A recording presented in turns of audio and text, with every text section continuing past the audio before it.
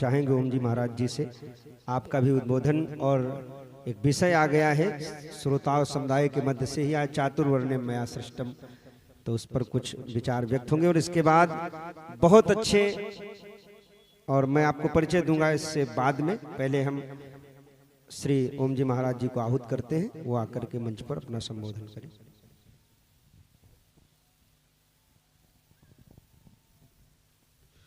बोलिए सद्गुरुदेव भगवान की। श्री राम दूतम शरणम प्रपद्ये। मंच पर उपस्थित हमारे पूज्य आचार्य वृंद, विद्वज्जन, हमारे ज्येष्ठ भ्राता, बड़े भैया जिनसे हम विनोद भी खूब करते हैं और सीखते भी बहुत रहे, राम कुमार भैया, हमारे पूज्य हरनारायण जी, रामानंद पांडे जी, राकेश भैया जी, और सभी हमारे प्रिय सांवरिया, और ये सुभाष जी। सुनने का अवसर था, परंतु हमको भी बीच में जब बड़े विद्वान लोग बैठे हो, जिनको हम सबने उपमा दी कि हमारे बीच में सूर्य है, सूरज है, हम दीपक, उनको क्या दिखाएं? सूरज को दीपक नहीं दिखाया जाता, सूरज के प्रकाश में भ्रम दूर किया जाता।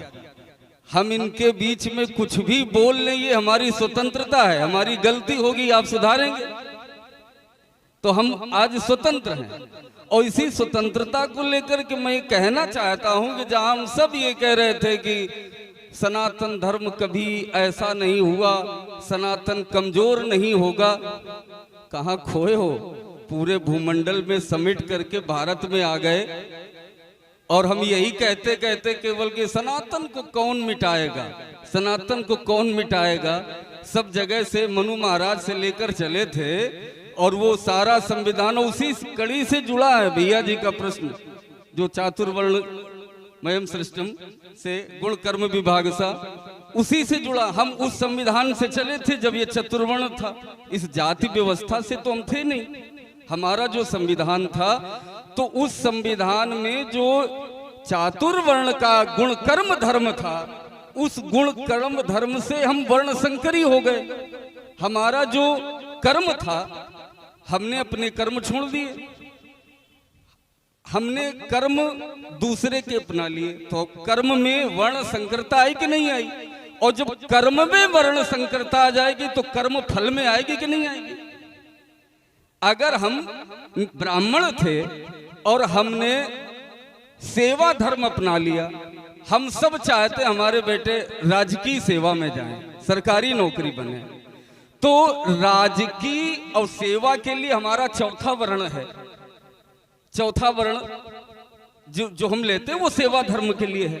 तो हम अपने ब्राह्मण होने के बाद अपने बेटे को चौथे वर्ण के सरकारी सेवक, राजकीय सूत्र बनाना चाहते हैं। उसके लिए हम प्रतियोगिताएं करते हैं। तो गुण कर्म, अगर हमारे कर्म में जब हम ब्राह्मण होकर के सेवा धर्म को प्राथमिकता देंगे तो कर्म में वर्ण संकरता आई कि नहीं आई? क्षत्रिय का गुण कर्म था रक्षा करना, ये व्यवस्था, और अगर वो दूसरे कर्म को अपनाएगा तो वर्ण संकरता आई, फल बिगड़े, परिणाम बिगड़े और सारी व्यवस्थाएं बिगड़ गई। उसको हम स्वीकार नहीं कर रहे, केवल इतना कहते हैं कि हमारा अगर कौन है सनातन को हम सब एक ताली बजवाएंगे, चल देंगे।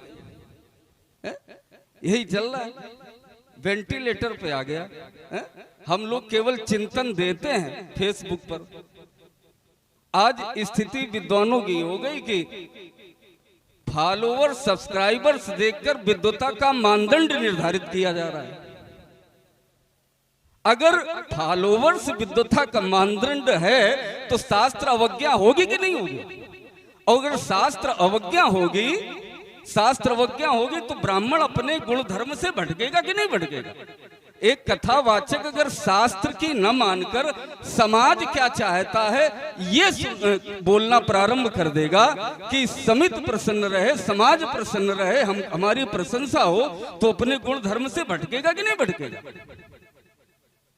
तो मैं समझता हूं कि इस भूल में हम न रहें कि सनातन कमजोर नहीं हो रहा है। सनातन खोखला हो रहा है, सावधान हो जाओ। केवल वाणी का विषय नहीं है सनातन को संभालना। सनातन की स्थिति जैसे भीष्म पितामह सर सैया पर लेटे हैं, हम अमर हैं, मरेंगे नहीं। किस काम के रह जाओगे आप? हा? तो हमारा शास्त्र अवज्ञा न हो, ये मैं चाहता हूं कि हम ब्राह्मण होने के नाते और ब्राह्मण वक्ता होने के नाते, क्योंकि अब वक्ता केवल ब्राह्मण नहीं रहे। अरे हम चाहते हैं कि हमारे पूज्य श्री बैठे हैं, इनका भी कुछ सुन ले। हम तो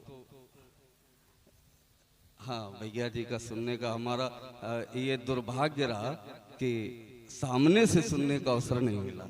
यद्यपि आपके शुभ मंचों पर पहुंचने का अवसर हुआ है, इसलिए हम चाहते बैठ के भैया को कुछ सुने। वरना तो अब तो वो है, हमारे पूज्य स्वामी राजेश्वरन जी की बात कहते थे कि ऐसे वैसे कैसे कैसे हो गए। तो आइए हम आप प्रदीप जी को, हमारे पास और तो कुछ है नहीं, ये हमारे ही वाली दे दो तो हम पर इनाक सम्मान कर दे। हमारे भांजे के लिए हमारे गौरव की बात है और हम तुम्हें सहयोग भी देंगे। खाटू श्याम मंदिर की स्थापना भव्य होनी चाहिए, जो चाहोगे वो सहयोग हमारी तरफ से। बहुत बहुत धन्यवाद है हमारे मामा जी का, और जो निरंतर अपनी स्नेह में प्राप्त